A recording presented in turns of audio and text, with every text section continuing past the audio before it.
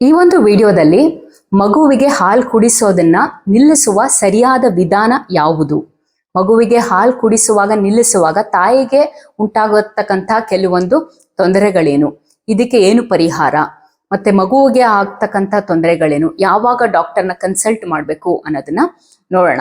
ಓಕೆನಾ? First and foremost ನಿಮ್ಗೆಲ್ರಿಗೂ ಮಗುವಿಗೆ ಹಾಲನ್ನ ಎಷ್ಟು ದಿನದ ತನಕ ಕೊಡಬೇಕು ಅನ್ನೋದು ಗೊತ್ತಿರಬೇಕು. ನೋಡಿ, ಫಸ್ಟ್ 6 months ಏನಿದೆ ಅದನ್ನ ಎಕ್ಸ್ಕ್ಲೂಸಿವ್ ಬ್ರೆಸ್ಟ್ ಫೀಡಿಂಗ್ ಅಂತ ಹೇಳ್ತೀವಿ. ಅಂದ್ರೆ ಮಗುವಿಗೆ ತಾಯಿಯ ಎದೆ ಹಾಲನ್ನ ಹೊರತುಪಡಿಸಿ ಬೇರೆ ಯಾವುದನ್ನು ಸಹ ಕೊಡಬಾರ್ದು, ನೀರನ್ನು ಸಹ ಕೊಡಬಾರ್ದು, ಜೇನುತುಪ್ಪ ಕೊಡಬಾರ್ದು, ಬೇರೆ ಏನು ಕೊಡಬಾರ್ದು. ಯಾಕೆ ಅಂತಂದ್ರೆ ಮಗುವಿಗೆ ಬೇಕಾಗ್ತಕ್ಕಂಥ ನ್ಯೂಟ್ರಿಷನ್, ಪೌಷ್ಟಿಕಾಂಶತೆ ಇರಬಹುದು, ಅಥವಾ ಇಮ್ಯುನೋಗ್ಲೋಬುಲಿನ್ಸ್ ಇರಬಹುದು, ಅಥವಾ ನೀರಿನಾಂಶನೂ ಸಹ ತಾಯಿಯ ಎದೆ ಹಾಲಿಂದನೇ ಇದು ಸಿಗುತ್ತೆ. ಓಕೆ, ಅಂಡ್ ಆಲ್ಸೋ ನೀವು ಬರೀ ಎದೆ ಹಾಲನ್ನು ಮಾತ್ರ ಕುಡಿಸೋದ್ರಿಂದ ಮಗುವಿಗೆ ಯಾವುದೇ ರೀತಿಯಂತ ಇನ್ಫೆಕ್ಷನ್ ಆಗುವುದು, ಪ್ರತಿ ಸಾರಿನೂ ಅವಾಗ ಬೇದಿ ಆಗೋದು ಅಥವಾ ಇನ್ಫೆಕ್ಷನ್ ಆಗೋದು ಅಥವಾ ಮಗುವಿನ ತೂಕ ಇಳಿಕೆ ಆಗದೆ ಇರೋ ಹಾಗೆ ಇದು ನೋಡ್ಕೊಳ್ಳುತ್ತೆ ಎದೆ ಹಾಲು. ಅಂಡ್ ಆಫ್ಟರ್ 6 months 6 ತಿಂಗಳು ಆದ್ಮೇಲೆ ನೀವು ಮಗುವಿಗೆ ಕಾಂಪ್ಲಿಮೆಂಟರಿ ಫೀಡ್ ಅಂತ ಅಂದ್ರೆ ಎದೆ ಹಾಲಿನ ಜೊತೆಗೆ ಸೆಮಿ ಸಾಲಿಡ್ಸ್ ಅಂದ್ರೆ ರಾಗಿ ಗಂಜಿ, ರಾಗಿ ಸೆರೆ ಆಗಿರ್ಬೋದು, ಅಕ್ಕಿ ಸೆರೆ ಆಗಿರ್ಬೋದು, ಈ ರೀತಿಯದನ್ನ ನೀವು ಕೊಡಿಸ್ಬೇಕು. ಒನ್ಸ್ ಅದು ಈ ಸೆಮಿ ಸಾಲಿಡ್ಸ್ ನ ಆಕ್ಸೆಪ್ಟ್ ಮಾಡ್ಕೋತಾ ಇದೆ, ಮಗು ತಗೋತಾ ಇದೆ ಅಂದಾಗ ಕೆಲವು ತಿಂಗಳ ನಂತರ ಗ್ರಾಜುವಲ್ ಆಗಿ ನೀವು ಸಾಲಿಡ್ ಫುಡ್ಸ್ ಅಂತಂದ್ರೆ ಗಟ್ಟಿ ಪದಾರ್ಥಗಳು, ಯಾವುದು ಬಾಳೆಹಣ್ಣಾಗಿರ್ಬಹುದು ಅಥವಾ ಆಪಲ್ ಆಗಿರಬಹುದು, ಚೆನ್ನಾಗಿ ಬೇಯಿಸಿದಂತಹ ತರಕಾರಿಗಳಾಗಿರಬಹುದು, ಮನೆಯಲ್ಲೇ ಮಾಡಿದಂತ ಚೆನ್ನಾಗಿ ಬೇಯಿಸಿ ಮಿಸ್ಕಿರುವಂತಹ ಅನ್ನ ಆಗಿರ್ಬಹುದು, ಸಾಫ್ಟ್ ರೈಸ್ ಇರುತ್ತಲ್ಲ ಅದು, ಈ ಸಾಫ್ಟ್ ರೈಸ್ಗೆ ಮನೇಲೆ ಮಾಡತಂತಹ ಸ್ವಲ್ಪ ದಾಲ್ ಹೆಚ್ಚಿರ್ತಕ್ಕಂತಹ ಸಾಂಬಾರ್ ಅಥವಾ ತುಪ್ಪ, ಈ ರೀತಿನ ಮಗುವಿಗೆ ತಿನ್ಸಕ್ ಸ್ಟಾರ್ಟ್ ಮಾಡ್ಬೇಕು. ಯಾವಾಗ ಮಗು ಇದು ಎಲ್ಲದನ್ನು ಚೆನ್ನಾಗಿ ತಗೋತಾ ಇದೆ, ಯಾವುದೇ ರೀತಿಯಂತ ತೊಂದರೆ ಇಲ್ಲದೆ ಅನ್ನುವಾಗ ಅವಾಗ ಒಂದೂವರೆ ವರ್ಷ, 1.25-2 ವರ್ಷ ಆಗ್ತಿದ್ದಂಗೆ ನೀವು ಮಗುವಿಗೆ ಹಾಲನ್ನ ಕುಡಿಸೋದನ್ನ ಕ್ರಮೇಣವಾಗಿ ಕಮ್ಮಿ ಮಾಡಬಹುದು.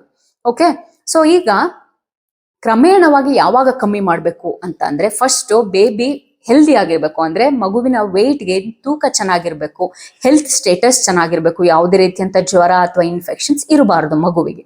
ಅಂಡ್ ತಾಯಿಯ ನಿಟ್ಟಿನಲ್ಲಿ ಯಾವುದೇ ರೀತಿಯಂತ ಈಗ ಟ್ರಾವೆಲಿಂಗ್, ದೂರದ ಊರಿಗೆ ಪ್ರಯಾಣ ಮಾಡುವಂತ ಪ್ಲಾನಿಂಗ್ ಇರಬಾರ್ದು ಆ ಟೈಮಿನಲ್ಲಿ, ಅಥವಾ ಬೇರೆ ಮನೆ ಚೇಂಜ್ ಮಾಡ್ತಕ್ಕಂಥದ್ದು ಅಥವಾ ಬೇರೆ ಫಂಕ್ಷನ್ಸ್ ಇರಬಾರ್ದು. ಯಾಕೆ ಅಂತಂದ್ರೆ ಈ ಟ್ರಾನ್ಸಿಷನ್ ಪೀರಿಯಡ್ ಅಲ್ಲಿ ಮಗುವಿಗೂ ಸಹ ಸ್ಟ್ರೆಸ್ ಇರುತ್ತೆ, ತಾಯಿಗೂ ಸಹ ಸ್ಟ್ರೆಸ್ ಇರುತ್ತೆ, ಅಂಡ್ ಫ್ಯಾಮಿಲಿ ಸಪೋರ್ಟ್ ಕೂಡ ಬೇಕಾಗುತ್ತೆ.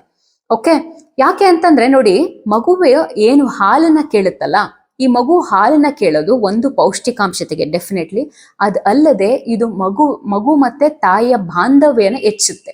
ಯಾಕಂದ್ರೆ ಪ್ರತಿ ಸಲನು ಮಗುವಿನ ಎದೆ ಮೇಲೆ ಹಾಕೊಂಡಾಗ ಅವರಲ್ಲಿ ಒಂದು ಬಾಂಡಿಂಗ್ ಇರುತ್ತೆ, ಫಿಸಿಕಲ್ ಕಾಂಟ್ಯಾಕ್ಟ್ ಇಂದ ಮಗುವಿನ ಸಹ ಒಂದು ಸುರಕ್ಷತೆ ಅನ್ನೋದನ್ನ ಒಂದು ಫೀಲ್ ಮಾಡುತ್ತೆ ಅಲ್ವಾ. ಆ ಕಾರಣಕ್ಕೆ ಒಂದು ಸಲ ನೀವು ಸಡನ್ ಆಗಿ ಏನಾದ್ರೂ ಮಗುವಿಗೆ ಹಾಲು ಬಿಡಿಸೋದನ್ನ ನಿಲ್ಲಿಸ್ಬಿಟ್ರಿ ಅಂತಂದ್ರೆ ಮಗು ಅದನ್ನ ಏನೋ ಕಳ್ಕೊತಿದ್ದೀನೇನೋ ಅಥವಾ ತಾಯಿಯಿಂದ ದೂರ ಆಗ್ತಿದ್ದೀನೇನೋ ಅನ್ನೋದೊಂದು ಎಮೋಷನಲ್ ಇನ್ಸೆಕ್ಯೂರಿಟಿ ಇರುತ್ತೆ, ಮಗುವಿಗೂ ಸಹ ಇದು ಸ್ಟ್ರೆಸ್ ಉಂಟು ಮಾಡುತ್ತೆ. ಸೊ ಹಾಗಾಗಿ ನೀವು ಯಾವಾಗ್ಲೂ ಮಗುವಿಗೆ ಹಾಲನ್ನ ಬಿಡಿಸ್ತಾ ಇದ್ದೀರಾ ಅಂತ ಅಂದ್ರೆ ಒಂದು ಅಟ್ಲೀಸ್ಟ್ 1.5 1.25 ವರ್ಷ 2 ವರ್ಷ ಆಗಿರೋದು ಒಳ್ಳೆಯದು. ಯಾಕಂದ್ರೆ ಇಷ್ಟು ಟೈಮಲ್ಲಿ ಮಗುವಿನ ಬ್ರೈನ್ ಡೆವಲಪ್ಮೆಂಟ್ ಚೆನ್ನಾಗಿ ಆಗಿರುತ್ತೆ.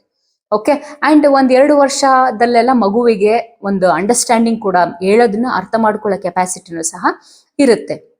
ಓಕೆ, ಯಾವಾಗ್ಲೂ ನಾನು ಮೊದಲು ಹೇಳ್ದಂಗೆ it should never be sudden ಆಗಿ ಬಿಡ್ಸೋದಿಕ್ ಹೋಗ್ಬಾರ್ದು. ಯಾವಾಗ್ಲೂ ಅದು ಗ್ರಾಜುವಲ್ ಆಗಿ ಇರಬೇಕು. ಅಂದ್ರೆ ಗ್ರಾಜುವಲ್ ಆಗಿ ಹೇಗೆ ಅಂತ ಅಂದ್ರೆ, ಮೊದಲು ನೀವು ಒಂದು 8-10 ಬಾರಿ ಕುಡಿಸ್ತಿದ್ರಿ ಅಂತ ಅಂದ್ರೆ ಕ್ರಮೇಣವಾಗಿ ಅದನ್ನ 8 ಬಾರಿ, 6 ಬಾರಿ, 4 ಬಾರಿ, 2 ಬಾರಿ, ಕೊನೆಯಲ್ಲಿ 1 ಬಾರಿ ತೆಗೆದು ಆಮೇಲೆ ನೆಕ್ಸ್ಟ್ ಕ್ರಮೇಣವಾಗಿ ನಿಲ್ಲಿಸ್ಬಿಡ್ಬಹುದು. ಫಸ್ಟ್ ನೀವು ಸ್ಟಾಪ್ ಮಾಡೋದನ್ನ ಡಿಸೈಡ್ ಮಾಡಿದಾಗ ಆಲ್ವೇಸ್ ನೀವು ಮೊದಲು ಮಾರ್ನಿಂಗ್ ಫೀಡ್ಸ್ ಏನಿರುತ್ತೆ, ಬೆಳಿಗ್ಗೆ ಒಂದು ಅಥವಾ ಮಧ್ಯಾಹ್ನದ ಏನ್ ಫೀಡ್ಸ್ ಇರುತ್ತೆ ಅದನ್ನ ನೀವು ಸ್ಟಾಪ್ ಮಾಡಬೇಕು. ಈಗ ಸ್ಟಾಪ್ ಮಾಡಿದಾಗ ಮಕ್ಕಳಿಗೆ ಆ ಟೈಮಲ್ಲಿ ಮಕ್ಕಳಿಗೆ ಹಾಲು ಕುಡಿದು ಅಭ್ಯಾಸ ಇರೋದ್ರಿಂದ ಮಕ್ಕಳು ನಿಮ್ಮ ಹತ್ರಕ್ಕೆ ಬಂದಾಗ ಮಕ್ಕಳನ್ನ ನೀವು ದೂರ ಸರಿಸಬೇಡಿ ಅಥವಾ ಮಕ್ಕಳನ್ನ ನೀವು ಅವಾಯ್ಡ್ ಮಾಡಬೇಡಿ. ಬದಲಾಗಿ ಮಕ್ಕಳು ಹತ್ರ ಬಂದಾಗ ಎತ್ಕೊಳ್ರಿ, ಮುದ್ದು ಮಾಡಿ, ಕಿಸ್ ಮಾಡಿ, ಮಕ್ಕಳ ಜೊತೆ ಆಟ ಆಡಿ. ಹಾಲು ಕೇಳಿದ್ರೆ ಅದನ್ನ ಡಿಸ್ಟ್ರಾಕ್ಟ್ ಮಾಡೋದಿಕ್ಕೆ ಆ ಟೈಮಿನಲ್ಲಿ ಹೊರಗಡೆ ಕರ್ಕೊಂಡೋಗಿ ಆಟ ಆಡಿಸಿ, ಮತ್ತೆ ಬೇರೆ ರೀತಿಯಂತ ಸ್ನ್ಯಾಕ್ಸ್ ಅಥವಾ ಊಟ ತಿಂಡಿ ಏನಿರುತ್ತೆ ಮನೇಲಿ ಮಾಡಿರೋದು ಅದನ್ನ ಕೊಡ್ಬೋದು. ಈಗ ಕ್ರಮೇಣವಾಗಿ ಬರುವಾಗ ಕೊನೆಯದಾಗಿ ನೀವು ನೈಟ್ ಫೀಡ್ಸ್ ಏನಿರುತ್ತೆ ಅದನ್ನ ನೀವು ಕೊನೆಯಲ್ಲಿ ಸ್ಕಿಪ್ ಮಾಡೋದನ್ನ ಮಾಡ್ಕೋಬೇಕು. ಯಾಕಂತಂದ್ರೆ ನೈಟ್ ಫೀಡ್ಸ್ ಏನಿರುತ್ತೆ ರಾತ್ರಿ ಸ್ಕಿಪ್ ಮಾಡಿಸೋದು ಬಹಳ ಕಷ್ಟ. ಯಾಕಂದ್ರೆ ಎಷ್ಟೊಂದು ಮಕ್ಕಳು ಹಾಲು ಕುಡಿತಾನೆ ಮಲ್ಕೊಳ್ಳೋ ಅಂತ ಒಂದು ಅಭ್ಯಾಸ ಇರುತ್ತೆ. ಅಂಡ್ ಮಧ್ಯದಲ್ಲೂ ರಾತ್ರಿ ಎದ್ಬಿಡ್ತವೆ. ಅಂಡ್ ಕೆಲವೊಂದ್ಸಲ ಚೀರಾಡ್ತಿರ್ತಾರೆ, ಮಲ್ಗೋದಕ್ಕೂ ಸಹ ರೆಡಿ ಇರಲ್ಲ.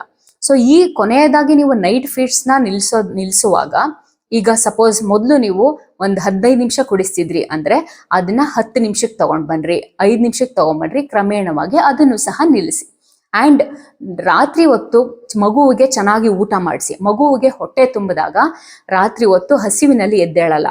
ಅಂಡ್ ಆಲ್ಸೋ ಇನ್ ಕೇಸ್ ಎದ್ದೇಳಿದ್ರು ಮಗು, ಆ ಟೈಮ್ನಲ್ಲಿ ನೀರು ಕೊಡ್ರಿ. ಗ್ಲಾಸಲ್ಲಿ ಆಗಿರ್ಬೋದು ಅಥವಾ ಸಿಪ್ಪರ್ ಕಪ್ಪಲ್ಲಿ ಆಗಿರ್ಬೋದು, ನೀರನ್ನು ಕೊಡಿ. ಈ ಹೊತ್ತಿನಲ್ಲಿ ನೀವು ಫ್ಯಾಮಿಲಿ ಸಪೋರ್ಟ್ನ ತಗೋಬೇಕಾಗಿ ಬರುತ್ತೆ. ಮಗುವಿನ ನಿಮ್ಮ ಪಕ್ಕದಲ್ಲಿ ಮಲಗಿಸ್ಕೊಳ್ಳೋದ್ ಬದಲಾಗಿ ನಿಮ್ಮ ಹಸ್ಬೆಂಡ್ ಜೊತೆ ಅಥವಾ ನಿಮ್ಮ ತಂದೆ ತಾಯಿ ಅಥವಾ ಅತ್ತೆ ಮಾವ ಅವ್ರ ಜೊತೆ ಮಲಗಿಸೋದು ಒಳ್ಳೇದು. ಅಂಡ್ ಅದೇ ನಾನು ಹೇಳ್ದಂಗೆ ಇವನ್ ಇನ್ ಕೇಸ್ ಮಗು ಎದ್ದೇಳದಾಗ್ಲೂ ಹಾಲು ಕೊಡೋದ್ ಬದಲು ನೀರನ್ನ ಕೊಡಿಸ್ತಕ್ಕಂಥದ್ದು ಸಹ ಒಳ್ಳೇದು. ಅಂಡ್ ಮಗುವಿಗೆ ಮಲಗಿಸುವಾಗ ಕೆಲವೊಂದು ಮಕ್ಕಳು ಹಾಲು ಕುಡದೆ ಮಾತ್ರ ಮಲಗೋದು ಅಂತ ಅಭ್ಯಾಸ ಇರೋರಿಗೆ ಏನಾದ್ರೂ ಸ್ಟೋರೀಸ್ ಹೇಳಿ, ಕತೆ ಹೇಳ್ರಿ, ಮಲಗುವಾಗ ಬೆನ್ ತಟ್ರಿ, ಹಂಗೂ ಸಹ ಮಗುವನ್ನ ಮಲಗಿಸ್ಬೋದು. ಓಕೆ, ಸೊ ಈಗೆಲ್ಲದನ್ನು ಮಾಡಿದ್ಮೇಲೆ ನೀವು ಹಾಲನ್ನ ನಿಲ್ಲಿಸುವಾಗ, ಇವನ್ ಇನ್ ಕೇಸ್ ಮಗುವಿಗೆ ಒಂದು 2 years ಆದ್ರೂ ಮಗು ಹಾಲನ್ನ ಬಿಡೋದಿಕ್ಕೆ ರೆಡಿ ಇಲ್ಲ ಅಂತ ಅಂದ್ರೆ ಕೆಲವೊಬ್ರು ನೀಮ್ ಲೀವ್ಸ್ ಅಂತಂದ್ರೆ ಬೇವಿನ ಸೊಪ್ಪಿಂದು ಪೇಸ್ಟ್ ಆಗಿರ್ಬೋದು, ಹಾಗಲಕಾಯಿ ಪೇಸ್ಟ್, ಅಥವಾ ಮಗುಗೆ ಯಾವುದು ರುಚಿಸೋದಿಲ್ವೋ ಅದನ್ನ ಎದೆ ತೊಟ್ಟಿನ ಮೇಲೆ ಹಾಕೊಂಡು ಅದನ್ನು ಸಹ ಟ್ರೈ ಮಾಡ್ತಾರೆ. ಅದನ್ನು ಸಹ ನೀವು ಟ್ರೈ ಮಾಡ್ಬೋದು. ಯಾವುದಕ್ಕೂ ಬಗ್ಗುತ್ತಿಲ್ಲ ಮಗು ಅಂತ ಅಂದ್ರೆ ತಾಯಿ, ಕೆಲವೊಬ್ರು ಎದೆ ಬ್ರೆಸ್ಟ್ ಮೇಲೆ ಸ್ವಲ್ಪ ಬ್ಯಾಂಡೇಜ್ ಹಾಕೊಂಡು ತಾಯಿಗೆ ಬ್ರೆಸ್ಟಿಗೆ ಪ್ರಾಬ್ಲಮ್ ಆಗಿದೆ ಹಾಗಾಗಿ ಹಾಲು ಕುಡಿಬಾರ್ದು ಅಂತ ಹೇಳಿದ್ರು ಸಹ ಎಷ್ಟೊಂದು ಮಕ್ಕಳು ಅರ್ಥ ಮಾಡ್ಕೊಂಡು ಅವಾಗ್ಲೂ ಸಹ ಬಿಟ್ಬಿಡ್ತಾರೆ. ಓಕೆನಾ?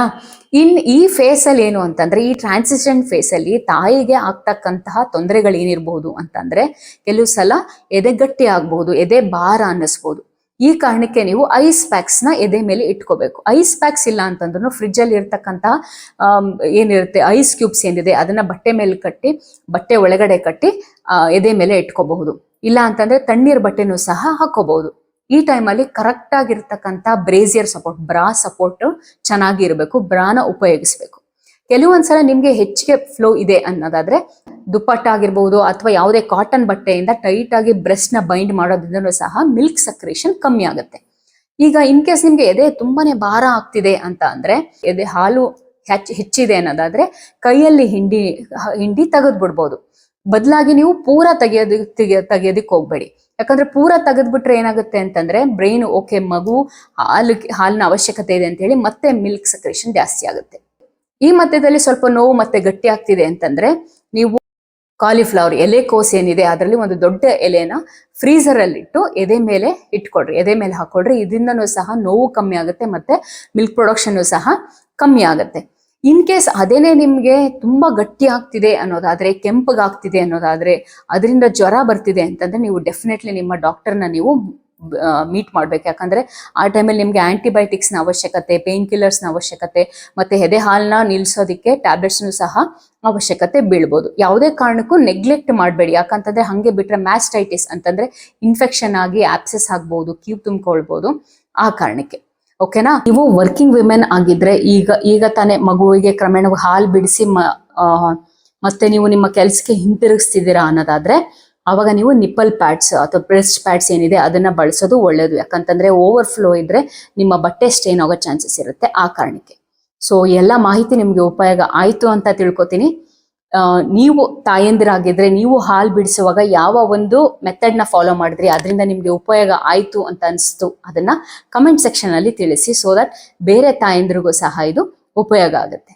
ಮುಂದಿನ ವಿಡಿಯೋದಲ್ಲಿ ಮತ್ತಷ್ಟು ಮಾಹಿತಿಗಳೊಂದಿಗೆ ಸಿಗೋಣ. Thank you.